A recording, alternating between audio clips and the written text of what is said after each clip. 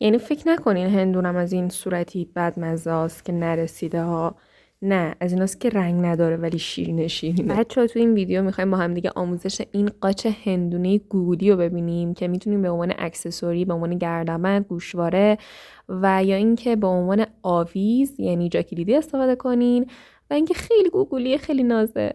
سلام بچه ها، من زهرام و خیلی خوش اومدین به کانال ژامور. اگه بار اولتونه که اینجایین، تو این کانال کلی آموزشای مروارید بافی، حالا هرچی اکسسوری مثل این ویدیو یا اینکه کیف و همه اینا آموزش میدم و اگه دوست داشتین که خوشحال میشم که ما رو همراهی کنین و اینکه مرسی بابت حمایت‌های قشنگتون. بریم که ویدیو رو شروع کنیم.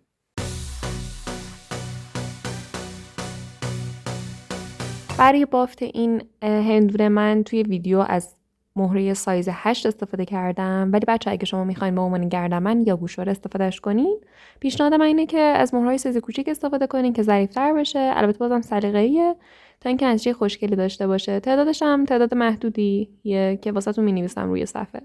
برای شروع میریم سراغ مهره‌های سبز رنگمون. تقریبا 2 متر نخ میاریم. 4 تا دونه مهره میارین و میندازین داخل نختون. به این شکل بچه‌ها 4مین و یا همون آخری رو میارین سر نختون، توی دستتون نگه میدارین به این شکل و سر دیگه نخ رو میارین به صورت مخالف وارد همین مهره میکنین به این شکل. 2 انتهای نخ رو همسر میکنین و محکم میکشین. به این صورت اولین خونمون که یه خونه 4 تایی هست تشکیل شد. برای ادامه بافت وارد یک روتین میشیم به این شکل که بچه ها 3 تا دونه مهره برمیدارین، یکیش رو میندازین داخل این سرنخ، یکیش رو داخل اون سرنخ به این شکل. 3می رو میندازین داخل یه سرنختون، فرقی نداره کدومو، با سر دیگه نخ به این شکل میبافین، همسر کنین و بکشین.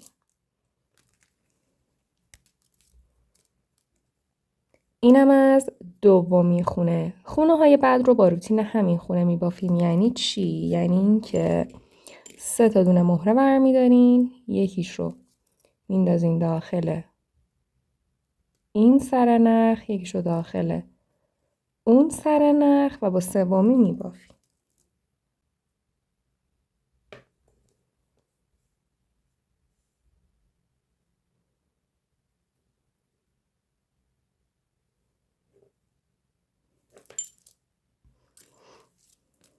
به این شکل 3مین خونمون هم تشکیل شد. حالا بچه ها همین روتین رو ادامه بدین تا خونه 6م. خیلی خوب بچه ها، اینم از خونه 6م.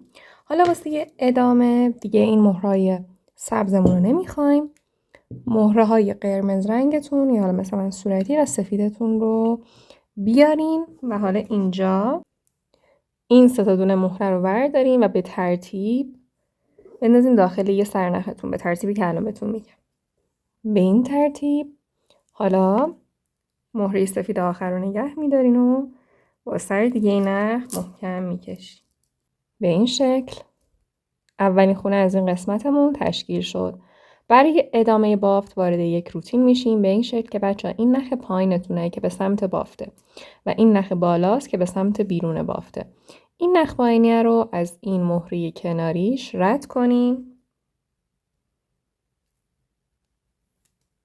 حالا یه مهره صورتی و سفید بردارین و به ترتیب بندازین داخل نخ بالاتون به این ترتیبی که الان بهتون نشون میدم.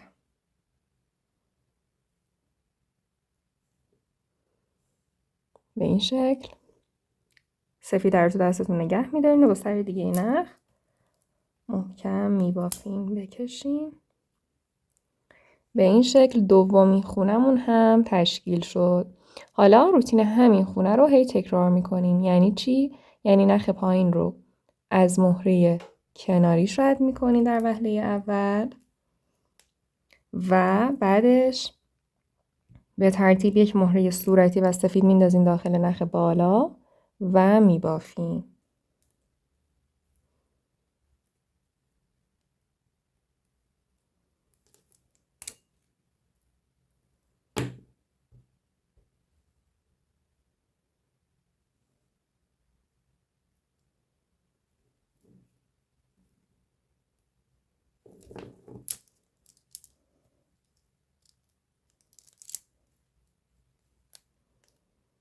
خیلی خوب، اینم از سومین خونه از این قسمت از بافتمون. حال بچه همین روتین رو ادامه بدین. باید دور تا دور این ردیف سبز رنگ رو همین شکلی ببافین.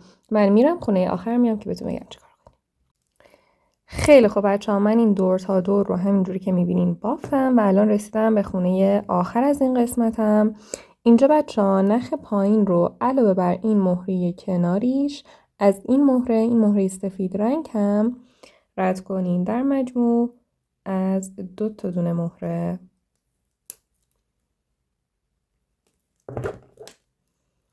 به این شکل. حالا اینجا یه دونه مهره صورتی رنگم رو برمیدارم، میندازم داخل یه سرنخم، فرقی نداره کدوم، و با سر دیگه نخ محکم میکشم به این شکل. اینجا بچه ها این قسمت از بافتمون به این صورت تکمیل شد. حالا واسه یه ادامه دیگه این مهرهای سفید رنگتون رو بذارین کنار.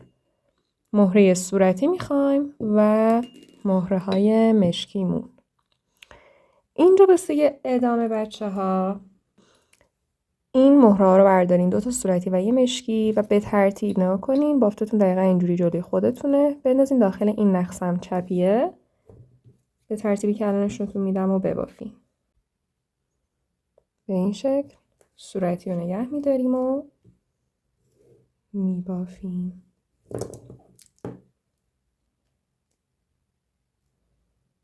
به این شکل اولین خونه از این قسمتمون هم تشکیل شد. خونه‌های بعد روتینش همونه، فقط الان مهره هایی که میندازیم و یه سری چیزاش فرق داره، ولی عموم روتین به این شکله که نخ پایین رو از مهره کناریش رد کنیم. اینجا الان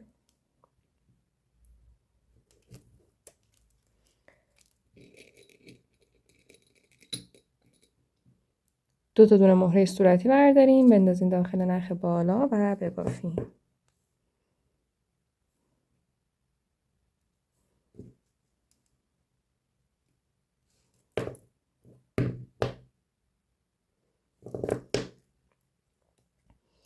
به این شکل. اینم از این خونه. واسه بافت خونه بعد دوباره نخ پایین، مهره کناری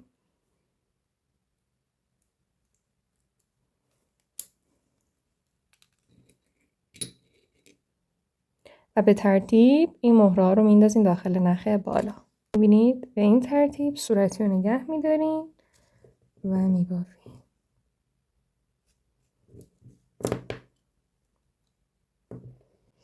حالا اینجا نگاه کنین نخ پایین رو از 2 تا دونه مهره کناریش رد کنین.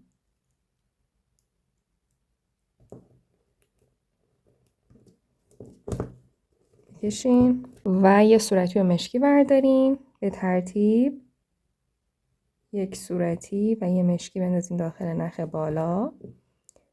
مشکی رو نگه دارین و بچه اینجا بزنین بافت گرهی بزنیم. اینجا مشکی رو نگه دارین، دوباره همون سرنخ رو برگردونین داخلش و سر دیگه نخ رو از زیر گره رد کنین، محکم بکشین. اینجا گره به وجود میاد، این سرنخ رو محکم بکشین تا وارد این مهره بشه گره و توی بافتتون پیدا نباشه.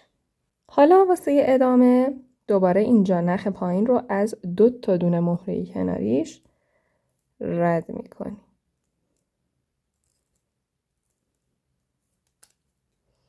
دو تا دونه مهره صورتی برمیدارین و بافت گرهی میزنین.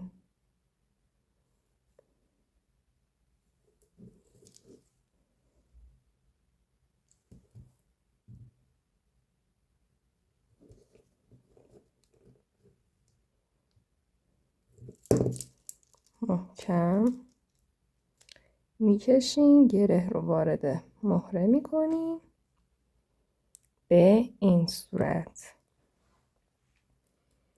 حالا ادامه چجوریه؟ نخ پایین رو دوباره از این مهره کناریش رد میکنین و اینجا به ترتیب یه مشکی و یه صورتی میندازین داخل نخ و میبافین. اینجا دیگه من بافت ساده میزنم خونه های 4 تاییم رو. میبینین این دوتا که خونه ها 5 تایی بودن من بافت گرهی زدم چون یکم کار جمع میخواست بشه. بقیه خونه ها رو میتونیم بافت ساده بزنین یا هر جور که دوست دارین. بچه من 2 سر نخم کوتاه شده میرم رد کنم و اینا. اگه شما این کار بلد نیستین ویدیو رو نگاه کنین که میاد روی صفحه ویدیو فلسفه رو و بعد بیاین که ادامه بدین. خب بچه‌ها من نخم رو رد کردم، اضافیش رو بریدم، این قسمت دیگه باز نمیشه و محکم شده. حالا دوباره 2 متر نخم رو میارم تقریبا و میندازم داخل همین مهره تا ادامه بافت رو با هم دیگه بریم. خیلی خوب. الان واسه بافت خونه بعد دوباره اینجا نخ پایین رو از مهره کناریش رد میکنیم.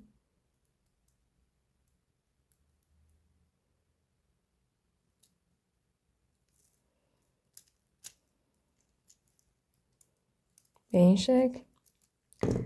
اینجا 2 تا دونه مهره صورتی برمیداریم میندازیم داخل نخ بالا و میبافیم. بچه نخ جدیده، تا 3 تا خونه اول همسر کنین و بعد بکشین.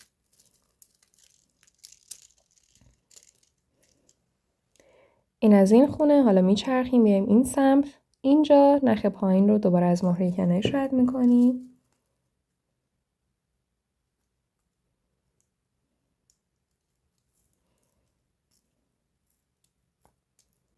به ترتیب یه مشکی و صورتی میندازیم داخل نخ بالا و میبافیم.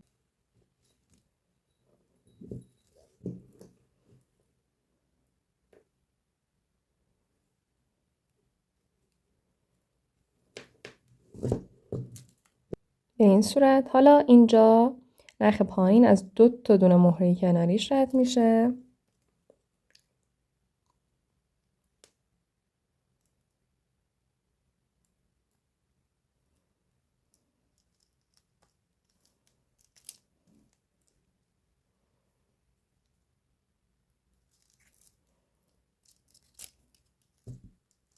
به ترتیب یه صورتی و یه مشکی میندازیم داخل نخ بالا و اینجا بافت گرهی میزنیم.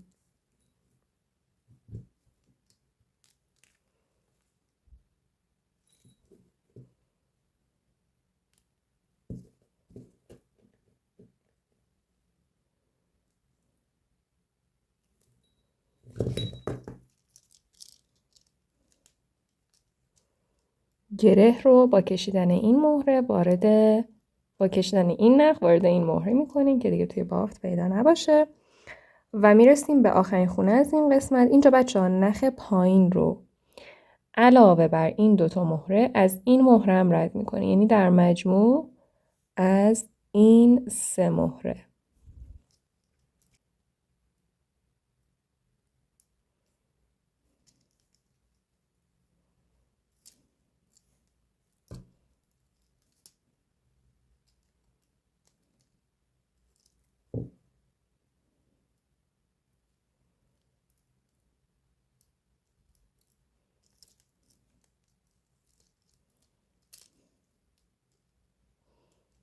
به این شکل. حالا اینجا یه دونه مهره صورتی برمیدارین میندازین داخل یه سر نختون، فرقی نداره کدوم، و میبافین. بافتم که 100% اینجا گرهی میزنیم.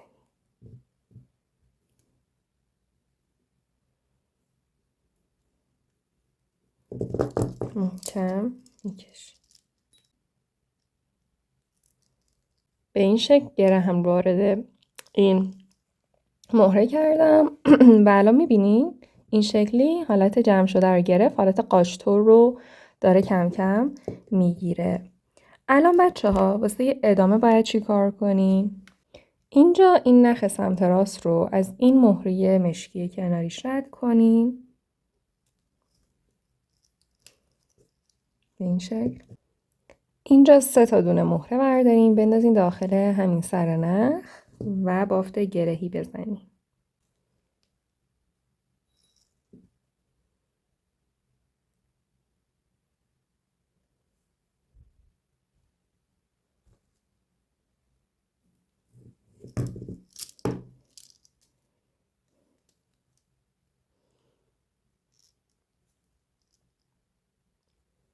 به این شکل. برای ادامه دوباره این نخ پایین رو از اینجا، از این دوتا دونه مهره، این صورتیه و این مشکیه رد میکنیم.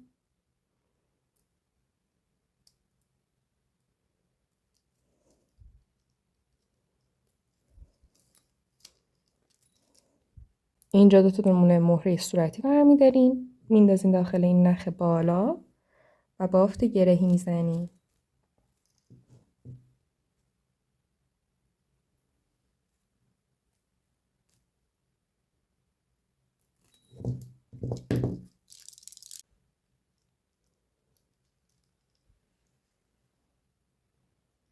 به این شکل. این خونه 5 تایی هم تشکیل شد. حالا بافت رو میچرخونیم. نخ پایین از مهره کناریش رد میشه.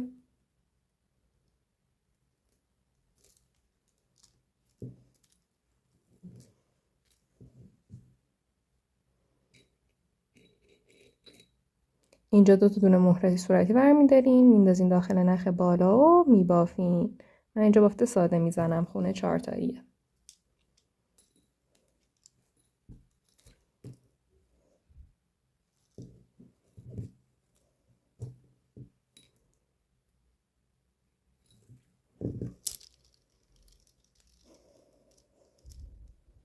به این شکل دوباره میچرخیم. اینجا نخ پایین رو از دوتا دونه مهره، این مشکی و این صورتی رد میکنیم و با دوتا دونه مهره صورتی میبافیم.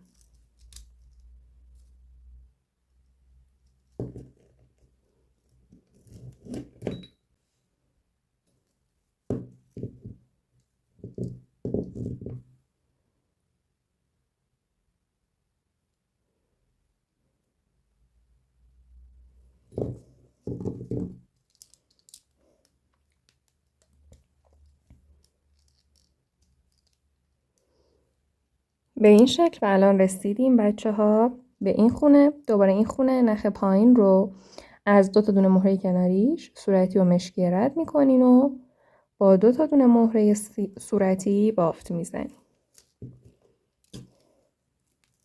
اینجا دیگه مشکی ها رو من گوشم کنار، یادم رفت اون موقع بهتون بگم. الان فقط با صورتی کار داریم.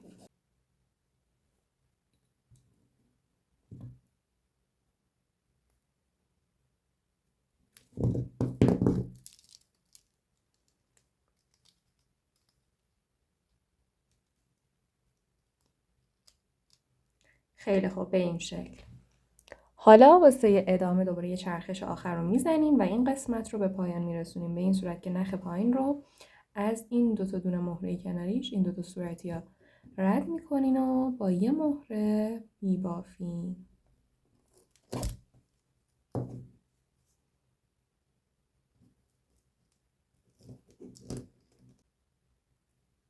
محکم میکشیم. خب اینم از اتمام این قسمت از این تیکه هندونمون. اینجا میخوایم تیکه آخر رو ببافیم. اینجا بچه ها، اینجا برای ادامه 4 تا دونه مهره بردارین و با من ببافین. بندازین داخل این نخ سمت چپ و ببافین.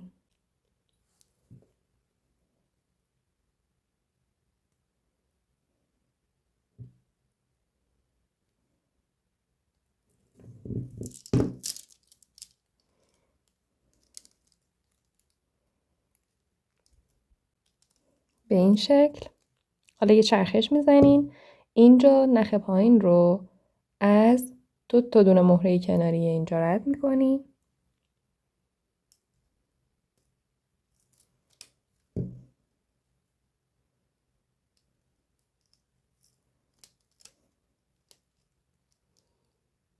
و اینجا با یه دونه مهره میبافین.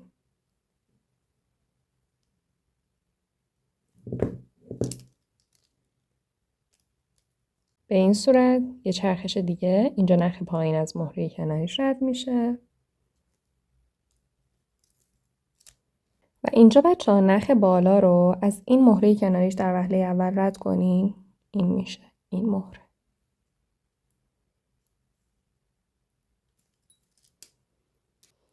و حالا این حلقه آویزتون رو بیارین بندازین داخل نختون و حالا از این مهره کناریشم نخ رو رد کنین.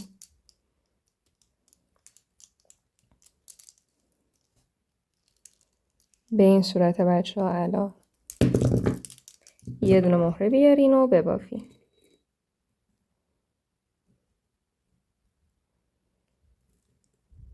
محکم بکش. به این صورت میشه گفت این آویز هندونه ایمون، این هندونمون تشکیل شد. فقط اینجا بچه ها الان این خونه تشکیل شد. یه چرخ که بزنین این 4 تا مهره رو میبینین، این و این. اینجا اینا صرفاً کنار همدیگه قرار گرفتن بدون اتصال نخ. کاری که بعد اینجا بکنین یه سر نخ رو مثلا این رو در نظر بگیرین، از این مهره این مهره این مهره و در انتها دوباره همین مهری که داخلش هستیم رد کنین تا اینا به هم دیگه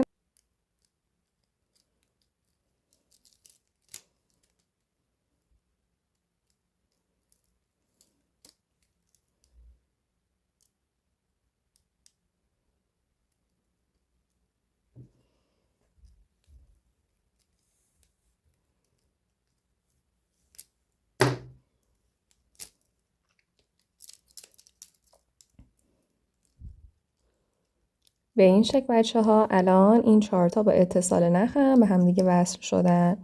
حالا اینجا 2 سر نخ رو بین کل کار رد کنین تا این قسمت محکم بشه و همه اینا به این شکل. و اینم از تکمیل این آموزش بچه ها. امیدوارم که از این آموزش لذت برده باشین و این تیکه هندونه گوگلی خوشمزه‌تون رو درست کرده باشین و عشق کنین و لذت ببرین. اگه ویدیو رو دوست داشتین بچه‌ها لطفاً لایک کنین، کامنت بذارین، انرژی بدین تا ویدیو بیشتر دیده بشه و منم انرژی بگیرم و ویدیو بیشتر رو بهتر واسهتون بذارم. و اینکه اگه از این آموزش لذت بردی این 2 تا ویدیو هم که میاد به سفر دست نده و توی ویدیو بعدی میبینمتون. خدا نگهدار.